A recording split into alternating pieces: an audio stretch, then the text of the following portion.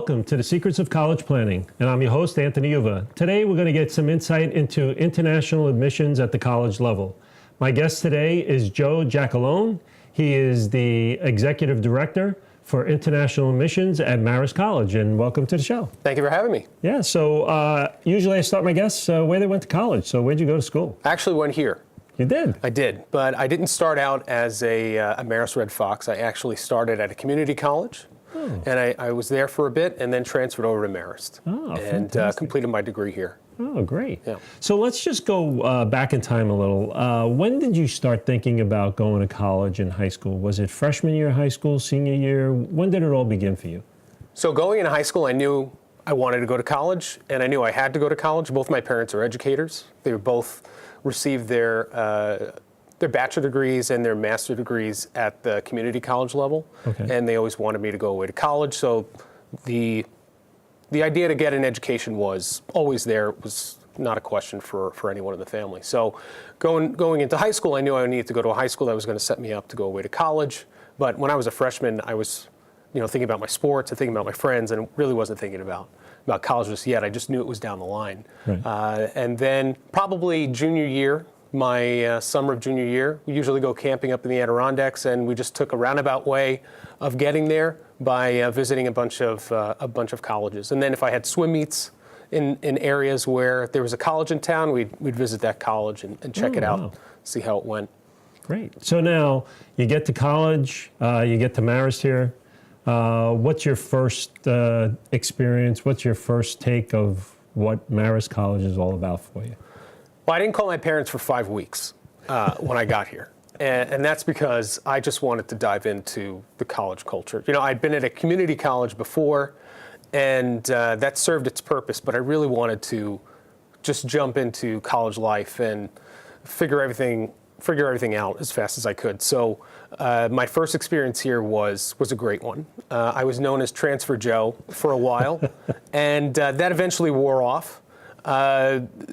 My experience here was fantastic, and I think when you're in high school and you think about what the ideal college situation would be, this checked all the boxes. Wow, fantastic. So what happens from graduating here at Marist to how do you become the executive director for international admission? Right. So it wasn't a straight line. There were a lot of curves along the way, and for me, when I was an undergrad, I studied communications here at the college. I have a minor in studio art.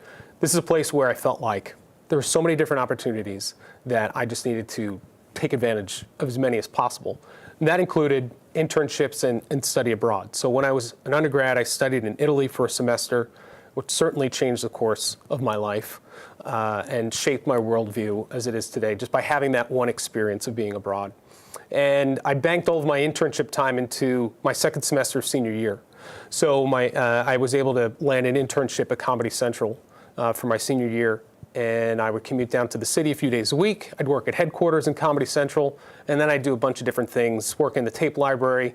I'd work on some of the production that they were doing, or at that time they were filming the first season of The Chappelle Show, so I would go over to the Chappelle set, help out over there. And one thing I realized is that networking is extremely important. And that was something that I made sure when I was walking through the hallways that I would say hello to people, that I'd be ready to do anything that they asked, although I never got anyone coffee, not once. I made a lot of copies of things, but never once had to get coffee or run errands like that. I think I had to pick up a Kermit the Frog at some production house down in the East Village. And that was probably the strangest thing that I had to do as an intern. So it was pretty standard stuff. And I started to get to know people in certain departments. They would say, look, if things don't work out here, I know a friend that works at ABC. I know a friend that works at NBC. I can forward your resume over. And some positions opened up at Comedy Central, and I applied, and I got a job working there. So I remember it was the last week. It was senior week here at Marist. It was a Thursday, and I took the train down, had my final interview. They offered me the job. I don't recommend this to people. I graduated on Saturday. I moved back home on Sunday, and I started my job on Monday. Wow. And so there really wasn't any transition. And I think that kind of contributed to me not staying there. I was there for a bit. I worked in advertising, and it sounds fun. You're working in advertising for Comedy Central. There's a pinball machine in the lobby. It must be the greatest place ever to work, but it just wasn't right for me. And I felt Marist set me up very nicely for that position, and I was grateful for that, but it really didn't feel like a good fit. Both my parents were in education. They worked for the New York City Department of Education. I thought maybe this is something that I'll try. And in the city, if you have a college degree, you could be a permanent substitute teacher. And then eventually you have to start getting credits towards a teaching degree if you're going to remain there. So I was a substitute teacher. I worked with autistic children and special needs kids, and that was very rewarding, but was not the path that I wanted to take. I started thinking, all right, what's going to be my next move? Well, I'd studied abroad when I was in college, and I thought, well, maybe I can work abroad. I already did the language thing. Where can I go that they still speak English? Sure. And I thought, well, Australia sounds fun. And then I figured, well, everyone goes to Australia. Where else could I go? I wanted someplace unique. And then just a short distance away was New Zealand. So I got a work visa, and I moved to New Zealand. And I traveled a little bit, and then I worked down there. And it was great for all intents and purposes, but I just really wasn't being fulfilled. Yeah. Positions opened up in the admission office where I used to be a tour guide. I used to be an office assistant. And they said, hey, can you come back and help us out? We're in dire need of help. So I said, sure. I left, and I was home for a week, moved up to Poughkeepsie, and that was in 2005. So I've been here for about 14 years. Wow. Started out just working as a regular admission recruiter. I would cover New Jersey, I would cover Staten Island, I'd cover Brooklyn. And as things progressed at the college, we wanted to expand our opportunities for students abroad. We had this unique relationship in Florence, Italy. And we had an opportunity to do something very different. Mm-hmm.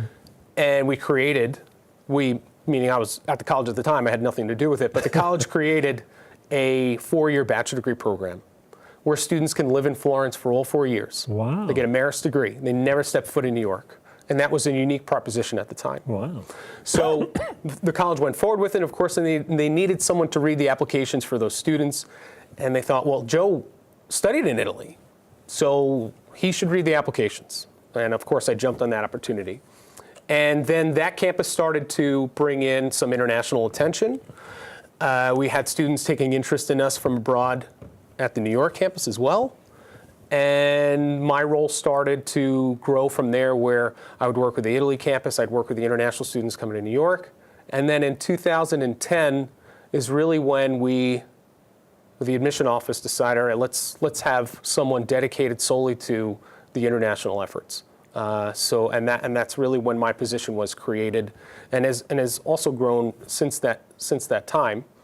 So now my office works with international students coming into the undergrad and grad side. We work with the students that want international and domestic students that want to study at the 4-year bachelor degree program in Florence. We have a museum studies master's degree there. Wow. And then we have two unique freshman abroad programs that my office works with. We have one in Florence. They're full academic years, so a student will study in Florence for their first academic year and then transition to New York. And we also have one in Dublin. So that's how I've got to this place here. But it really was just circumstance and being in the right place at the right time and things happening at the college at the right time. Yeah, that's fantastic. So let's get into international admissions. Sure. What type of students are doing international admissions? Is it just the students outside the U.S., or do you get students that are saying inside the U.S. saying, I want to go to Italy? So the majority of the students that I work with are international students that are looking to come to the United States to study.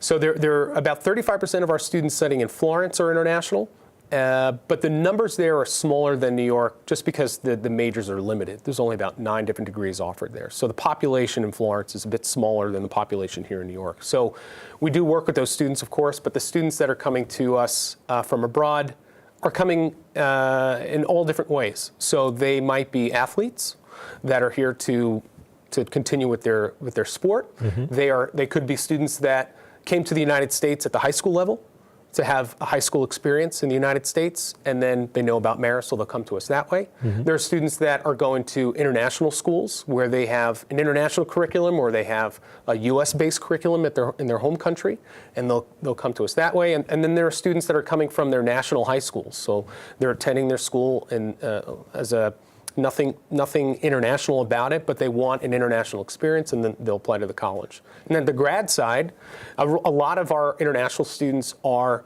driven by our programs. So the grad students on the international side come for our computer science programs, which are stellar.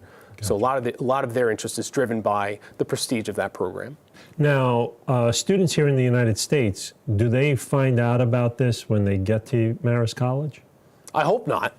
I hope that we're doing a good job with explaining, the international student population or the idea that they can study at the Int'l campus. We have students that will be involved with Marist from the time they're juniors in high school through senior year, apply to the New York campus, and then before the deadline to deposit, they're like, hey, we just heard about this Florence thing. We're interested in doing that. What's the process there? And then it's possible. There's 1 or 2 students every year that wind up jumping ship and going over to Florence, either for their freshman year or for their full 4 years, that just discovered it in the last few weeks. Well, that brings me to my next question then. What is the process? What happens when the student gets here and wants to go overseas? So there's 2 ways to look at that. My office primarily deals with direct enroll students, so students that are applying to the college right from high school. The study abroad office is completely separate. The study abroad office here at the college is very robust, and they deal with our current Marist students that want to study all over the world. So my office with study abroad, it really is just the admission process for the freshman year abroad programs, the one in Dublin, the one in Florence, or the 4-year bachelor degree program. So the process to apply for the 4-year bachelor degree program is very similar to New York. You have to have all the same credentials, except there's an interview required. And we want to make sure students are going to Florence for the right reasons, not because they like pizza or they want to see the Gucci Museum. They want to go because they want a unique experience. Yeah. So there's an interview to sort of suss that out for those students. And then the same financial structure, the scholarship structure, everything is virtually the same, except when students are going to orientation here in New York, our students are applying for a visa to study in Florence. So there is a difference there. Okay. So now, how does Marist College get the information out to the high school student? Do they do a lot of high school fairs or seminars? How do they find out about this? So all traditional channels. So we have everyone on our staff has been to the Florence campus at least once. And we do regular meetings with our staff just to talk about updates on what's going on, the student experience, what's interesting that's happening there, so that they can accurately talk about that experience with our students. So the staff is fully integrated in what's going on. The Florence campus, the Dublin campus, is fully integrated in all of our brochures on the website, so that when the staff is recruiting all over the United States, when myself and my staff are traveling around the globe, that we have a unified message about what's available to Marist from a New York perspective and from a global perspective in terms of study abroad opportunities for freshmen. Yeah, that sounds good. Sounds like you get involved with a lot of kids from the high school level just trying to figure out a lot of different things. Yes. It takes a very special person to do either a freshman year abroad program or to study all 4 years abroad. Now, a person that goes to the Florence campus, are they expected to do different things than the students that are here in Poughkeepsie going to school at Marist? Yes. So expected to do certain things like they have to have an Italian language course in order to get through the program. But they also have to have a level of independence that's a bit different than a student coming to New York. Everything is very much contained here on campus, which is a big draw for many of our students. But in Florence, you're in the city center. And we have a series of buildings around the city center of Florence, so you're walking everywhere. So the idea of going to Florence and just being in a Marist bubble is really not what we're looking for. We want students to immerse themselves as much as possible into the culture, which means getting to know a cheese guy, getting to know where to get your clothes cleaned. If you have like special, we have students that have the washing machines and things like that. No dryers in Italy, so they have to get used to that. But also just getting to know the city, getting to know where to shop, getting to know the people of the city. How about technology-wise? Is it the same? The worst thing about it is that the walls are thicker, so the internet might not be as strong, and that's true. But in terms of the type of technology that they're using in the digital media program is going to be the same as you're going to come across here. Okay. So you have this great dichotomy of study there, where you have you're in the birthplace of the Renaissance, but you're working on the best technology for your program. And in order for the program to operate correctly, in order for us to be able to officially say, hey, this is a Marist degree, there's constant back and forth between faculty and program directors to make sure that the quality there is there, and that the students, quite frankly, are set up to be successful when they enter into the real world, and they're going to encounter the same type of technology. So now that same student from here, if they go to Dublin, what are some differences if they're in Dublin? Well, this sounds like it's not meant to be funny, but the best thing about Ireland is it's filled with Irish people. They are some of the best people you're going to run into. And do they speak English there? They speak English with a bit of an accent. I don't know if you've ever been, but a little bit of a brogue. And it is a beautiful place, but it's also very much a business-forward city. So there are 700 businesses that are in Dublin, U.S. businesses. Google's there, Microsoft. You have the conversations that are happening outside the classroom are going to be much different than they are in Florence. So a student that's going to Dublin, they want to have that historical experience, but they're much more forward-thinking in terms of where they're going in their studies, because of the nature of Dublin itself and the enterprises that are there. So now, is it the same curriculum that they would get here in the United States when they're there? Yes. So in all of our freshman abroad programs and our bachelor degree program in Florence, everything has to match here, because the last thing that we would want is for a student to have this incredible experience and to be set back when they come to New York. So there are some majors that can't do the programs. A fashion major will not be able to do the Dublin experience because the program courses are not there. A technology student wouldn't be able to do, or a science student wouldn't be able to do Florence because the courses aren't there. So a D1 athlete wouldn't be able to do these programs. Someone that's in our learning support program wouldn't be able to do these programs because the services just aren't available there. So we try to do as much upfront education for the students and the families before they come to the program, so that we know this is the type of student that is going to be successful there. And the program mirrors very much what a freshman year would be, so that the transition to New York is as seamless as possible. For when they come back. Right. And the interesting thing about this program is that when students are admitted, they're admitted to New York and they're admitted to these freshman abroad programs. Oh. So they choose to do the program. This isn't something where you apply directly and then that's it, you have no choice. They choose to make those leaps into those different cultures, and as a result, you have students that want to be there. Yeah. Now, do you see expansion with Marist College to do other places because these places are doing so well?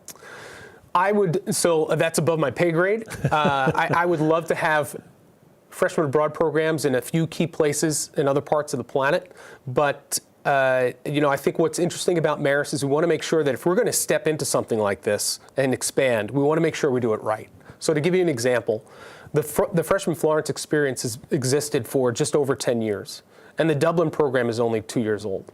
So it took us that long to make sure we got everything right before we jumped into a new relationship abroad. And we've had a long relationship with our partners in Dublin, and things just kind of matched up nicely so that we could offer something different.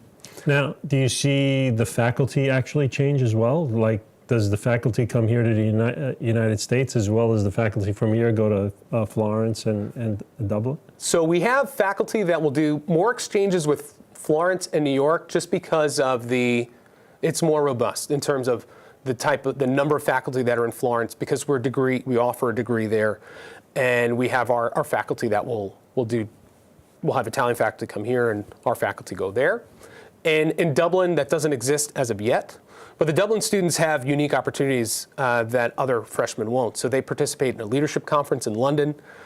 And usually if you're participating in a conference, an academic conference, it's happening maybe your junior year, senior year of college. It's happening at the honors level. Wow. So to have a freshman have access to something like that is something unique. So we try to have some distinguishing factors for these programs that will provide students with a distinctive experience. So the faculty are involved, the faculty are back and forth. This wouldn't happen if we didn't have a closer relationship with the faculty here and the faculty there. We want to make sure we're still delivering the same quality programs. Great. Now, the students that are in high school, what are some of the requirements for Marist College just to get into the school? Is it high SATs, high grades? Is there extracurricular activities that they need? What are some of the things that So we look for students that are challenging themselves academically, that are involved in their communities, that are involved in their schools. This is a living and breathing community. The education isn't happening just in the classroom, it's happening outside the classroom. And the only way this is going to work is if we have talented students from a multitude of backgrounds that are in the classrooms and outside the classrooms in the living spaces. So I would say that if we have a middle 50% range of our academic profile, middle 50% range of our SATs, and the grades are going to play a very large role in the process. We're SAT optional as an institution. So if a student doesn't feel too great about their SATs or ACTs, that's totally fine. I mean, there's students that receive our highest scholarship every year. They're admitted to the college. We don't see their SAT or ACT scores. So I would say if we're looking for high achieving students, but to still take a look at the school, because we know that there are some students that might not be getting the greatest grades, but they have a stellar essay. They're working really hard in their classes. And our job is to make sure that we're not setting students up for failure, that a student can actually do the work when they're here, that they're going to contribute to the classroom discussions. So I would say if you have a question about your grades, a question about where you stand in your high school, to just reach out. And every student around the country and the world has someone that works in the office that is there representing them. Wow. So they should find out who that is and contact them. Now, that brings me to another question that a lot of families have, financial. Yes. All these students that are doing studies abroad, schooling abroad, Yep. some families are saying, oh, that must be more expensive because now it's abroad. Right. Is there a difference in the structure of financial structure for coming here to Poughkeepsie, New York, or is it different when you go overseas? Right. I'll answer that in two ways. So first is just looking from the lens of our freshman abroad students and our four-year bachelor degree students. The costs of Marist in New York are the same as the costs there. And in some ways it might be a little cheaper going abroad. Obviously you have to cover your flight. But our students are taught how to cook in Italy by an Italian chef as part of their orientation. So at least you know how to do one meal to survive. Hopefully you learn more along the way. But the students learn very, very early on how to budget their money, how to shop for their food, how to make sure that it's economical. For Dublin, the students are living in apartment-style living, so they have shared kitchen space where they're cooking on their own as well. So there's a cost savings there. And but the scholarship structure and the financial aid structure, everything is managed administratively out of New York. So if a student qualifies for state to TAP, let's say, if they're in New York, or your federal aid, that all carries over. From a study abroad perspective, it still costs the same as studying in New York. So when a family's looking at the costs, you might have to pay for a flight. If the student is looking at a place where it's a very travel-friendly country, like Italy, where you can travel to different places in Europe very easily, students are getting flights for €20, round trip. There's ways to do it economically. Then you want to make sure that you're planning for those excursions. But there are excursions built into some of the study abroad packages as well for our students. So I would say college is probably the best time to study abroad and have an experience that's unlike anything else. And when you're looking at schools to apply to, making sure that they have a study abroad program even if you have an inkling of a desire, is going to be paramount. Yeah. Now, is there any extra things that students need, like student visas and things of that sort? Yeah, and that changes per country. Italy, the students have to make sure that they have a certain amount of money in their bank account. They have to apply for their visa at a certain time. We assist the students with that. Ireland, it's a lot easier. If they travel to a place in different parts of Asia, you have to make sure you get the right student visa. So we have professionals that work at the college in the study abroad office that are going to assist students. And the reality is that we've probably had students in the past few years study at those locations before, so we're well versed in what the implications will be for visas. And we're also a place where if you find a program in a location where we don't offer, you can bring it and you can appeal it and you can try to get a program there. Wow. So that we're very flexible in that way. As long as it works with your major, yeah, that's the most important thing. Now students that have questions and things of that sort, do they just go to the admissions department here, or how does? Yeah, usually we're the first contact for people if they have questions. And we are happy to answer as far as we can go with the questions. And if we can't get the answers, we're going to find someone that has the answers. We're going to connect you with that person. Or we're going to find the answer for you and we're going to tell you what it is. Because we want you to have as much information as possible. And we also want to be the first point of contact so that it's an easier experience for you. Now, are you in the same location as the admissions department? Yes. Is that where the international admissions is? Yep, we're all housed together. You're all housed together. We all work together, yeah. Oh. So is everyone intertwined where admissions handles a lot of international questions as well as international reps handle admissions questions? Exactly. So I think it's really important for the entire staff to be cross-trained on everything. And that's not just international admissions. That's working with our learning support program. That's how do you work with athletes. It's working with transfer students. Oh. So that when someone calls or we have someone walk in the office, that no matter what their background is, you have some level of expertise in meeting them where they are and explaining what the process will be for that individual person. Yeah, good. So we're coming to the end of our show. Usually I ask my guests, what advice do you want to give to the parents that their sons and daughters are interested in doing a study abroad or international studying? What advice do you want to give to everyone? Well, if you have a desire to do it, just do it. Make it work. Look at short-term programs, look at long-term programs, look at summer programs. There's so many different varieties of international experience that you can have, and it just doesn't have to be one. It could be multiple. And parents, I would say, if there's a place you want to vacation, maybe try to figure that out so you could send your student there.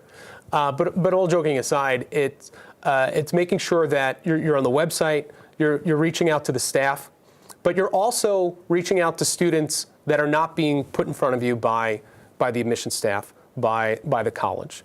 Making sure that you are following students on Instagram or popping into the college when there isn't an open house and surveying and asking students, just pulling students aside and just try to get an idea of what the personality is like. I think so many schools look so similar on paper, but they all have such dynamic and different personalities that you really need to visit those schools to experience the personalities.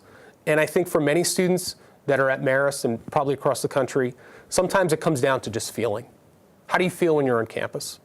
And you need to do your best to try to experience that. Yeah, great. Thank you very much for coming on the show. Thank you for having me. Yeah, so you've been watching The Secrets of College Planning.